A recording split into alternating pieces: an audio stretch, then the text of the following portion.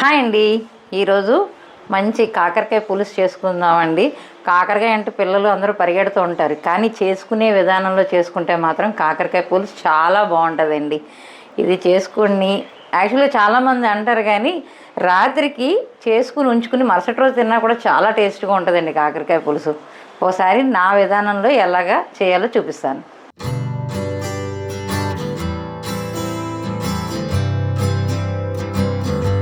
కాకరకాయని మనం మొత్తంగా తొక్కలేం తీయక్కర్లేదండి. ఈ పైన ఇలా బొడుపులు ఉంటాయి కదా, ఇది మాత్రం ఒక్కసారి నేను ఇలా చెక్కి ఇలా ఈ విధంగా చెక్కేసుకున్నాను. ఇలా చెక్కుకుంటే సరిపోతుంది, ఇలా తొక్క తీయ అవసరం లేదు.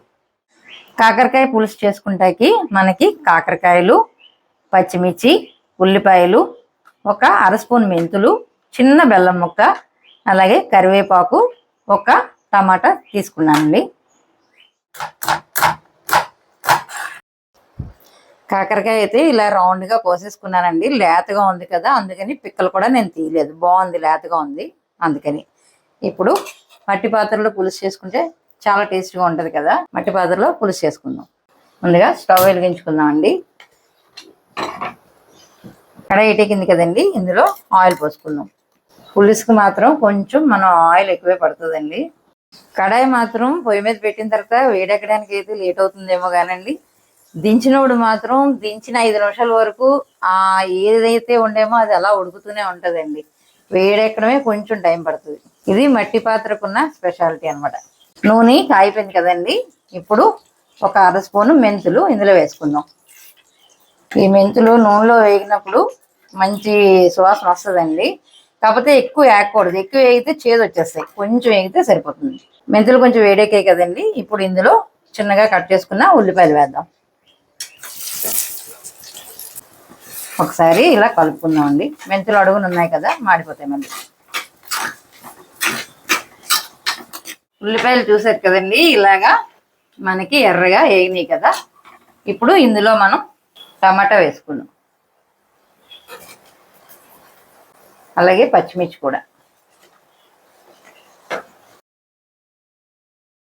టమాటాలు పచ్చిమిర్చి వేసాం కదండి, ఇప్పుడు ఇవి కొంచెం మగ్గడానికి నేను సాల్ట్ వేస్తున్నాను. కొంచెం పసుపు వేసుకుందాం అండి. ఒకసారి కలిపేసుకుందాం అండి, ఎందుకంటే టమాటాలు చిన్న ముక్కలు కోసాం కదా, తొందరగానే మగ్గిపోతాయి. పచ్చిమిర్చి ఏంటంటే పులుసులో వేసినప్పుడు మనం ఉల్లిపాయలు వేగినప్పుడే వేసేసాం అనుకోండి, బాగా వేగిపోతాయి. అందువల్ల ఇప్పుడు వేసుకున్నాం అనుకోండి, ఇలా పులుసులో బాగుంటుంది అనమాట, మనం తిన్నప్పుడు కూడా బాగుంటుంది. ఇందులో కరివేపాకు వేద్దామండి. ఫ్రెష్ కరివేపాకు వేస్తే కాకరకాయ పులుసులో చాలా టేస్ట్గా ఉంటుంది.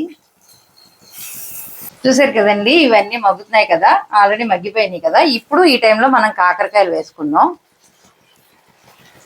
ఇలా రౌండ్గా కోసుకున్నాం కదండి కాకరకాయలు, ఈ టమాటా అన్నీ కలిపి మనకి ఒకసారి బాగా మగ్గితే బాగుంటుందండి. కాకరకాయలు మనం ఇప్పుడు సిమ్లో పెట్టుకుని ఎంతసేపు మగ్గిస్తే అంతసేపు మగ్గించుకోవాలండి. ఈ టైంలోనే మనకి చేదు అది లేకుండా పోతుంది అనమాట, చక్కగా బాగుంటుంది. ఇలా మనకి ఈ టమాటా అన్నీ దీనికి పడుతుంది కదా, ఈ చేదు అది కూడా మనకు ఉండదు. సిమ్లో పెట్టుకుని అలా మగ్గించుకోవాలి. ఇలా మనం కలిపేసుకొని మూత పెట్టుకుందాం అండి. ఇది మట్టి పాత్ర కదా, కొంచెం అడుగు అంటుతూ ఉంటుంది, మనం చూసుకుంటూ ఉండాలి. ఇప్పుడు మూత పెట్టాక కొంచెం మనకి వాటర్ లాంటిది వస్తుంది కాబట్టి ప్రాబ్లం లేదు, కాకపోతే మధ్యలో చూసుకుంటూ కలుపుతూ ఉండాలి. చూసారు కదండి, మనకి ఇందులో వాటర్ అంతా వచ్చి దగ్గరికి మగ్గిపోయింది. మనకి ఇక్కడే కాకరకాయ ఇలాగా చూసారు, ఇక్కడే మగ్గిపోవాలన్నమాట. ఇలా మగ్గితే మనకి ఇందులో చేదు అది కూడా మనకి ఉండదు, ఈ పులుపు కారం అన్నీ పడతాయి అనమాట. ఇందులో నేను బెల్లం వేసుకుంటున్నాను.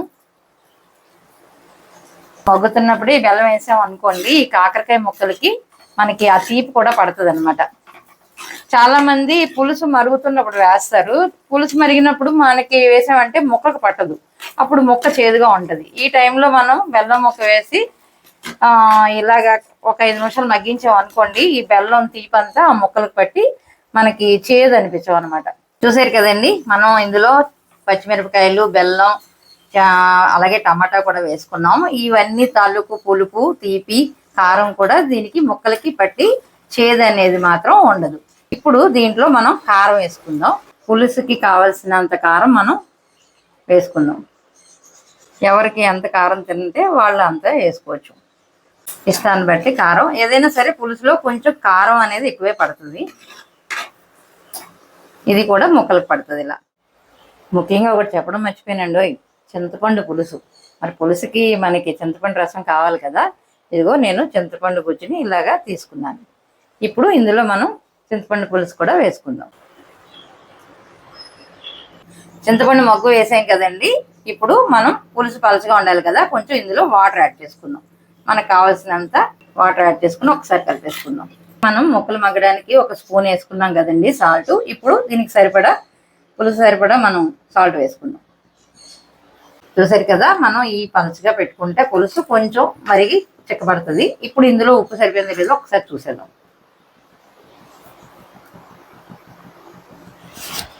ఇక సరిపోయిందండి, అన్నీ సరిపడా వేసాం కదండి.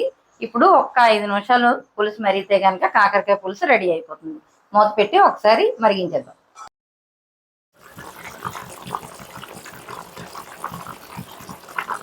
కాకరకాయ పులుసు అయితే మాత్రం మంచి వాసన అయితే వస్తుందండి, గుమగుమలాడిపోతుంది వాసన. ఒకసారి చూద్దాం, ఇంకా ఆపేసుకోవచ్చు మనం, పులుసు కూడా మరిగిపోతుంది. చూసారు కదా, చిక్కబడింది మనకి పులుసు, చిక్కబడింది. ఇలా దించేసుకుంటే కాసేపటికి ఇంకా చిక్కబడిపోతుంది. ఇప్పుడు స్టవ్ ఆపేసుకుందామండి. చూసారు కదండి, స్టవ్ ఆపేసుకున్న మట్టి పాత్ర వల్ల ఇంకొక 5 నిమిషాల వరకు అలా ఉడుకుతూనే ఉంటుంది ఇది. ఆహా, ఎంతో గుమగుమలాడే కాకరకాయ పులుసు రెడీ అయిపోయిందండి.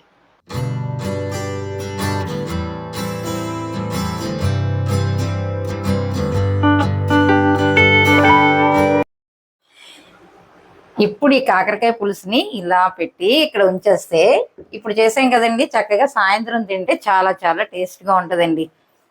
ఏదైనా సరే చేసిన వెంటనే తింటే అంత బాగోదు. దీన్ని కొంచెం మనం అంతా ఊరుతుంది కదా పులుసు, అప్పుడు సాయంత్రం చాలా బాగుంటుంది. ఇది మూత పెట్టేసి ఉంచేద్దాం ఇలా. ఎవరు చెప్పారండి కాకరకాయ పులుసు చేదుగా ఉంటుందని? ఏం చేదు ఉండదండి, చాలా బాగుంటుంది. ఇలా చేసి చూడండి, వద్దు అన్న వాళ్ళు కూడా ఇంకా 2 ముద్దలు ఎక్స్ట్రా తింటారు, అంత బాగుంటుంది. ఒకసారి ఇలా ట్రై చేయండి.